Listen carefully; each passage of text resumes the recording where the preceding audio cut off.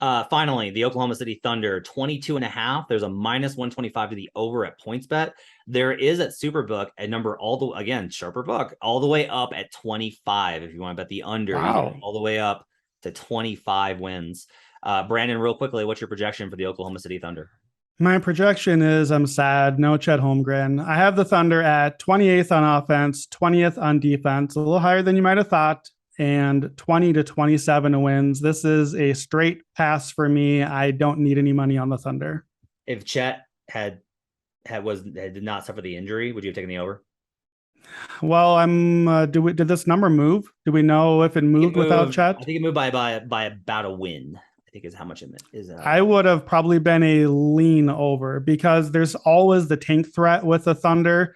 But I probably would have been this. I would have been a lean over, but not played it. And I would have probably played like a plus 700 or something for the Thunder to make the play in, because I would have liked the long tail of if things go well and Chet's what we think he is and SGA actually plays the whole year, I could see a very positive outcome. I'd rather have tried that.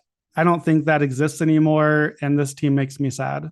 They had the third best Pythagorean differential, so they won more games than they should have. Again, that usually trends to the over in a counterproductive or counterintuitive way. This is the same like the Blazers in this range, where based off of that number alone, at 65%, you should be looking towards the over on the Blazers. If it's a over or pass at 22.5 for me. Don't want the under 25 at 25. Definitely don't want the over at 25. 22.5 is a lean over, but I don't want to bet it.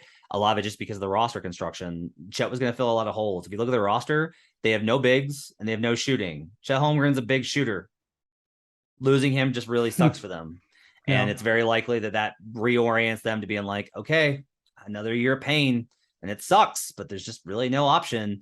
I do think one of the concerns is I don't know how much longer Shai Gilgeous-Alexander is going to want to just waste his time. Like he's losing years here. And so if that gets to be a problem, that could be an issue. But all indications are that Shai's along with the plan.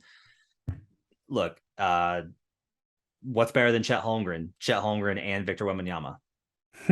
What's better than Chet Holmgren? Chet Holmgren and Shai Gilgeous-Alexander and Scoot Henderson. Yeah. There's a very good chance that they tank out, but can they get below 22.5? Do they need to get below 22.5? I don't think so. So I think the 25 is maybe a little soft for the under. I think the 22.5 is pretty soft for the over, but I don't want to bet on either one of them.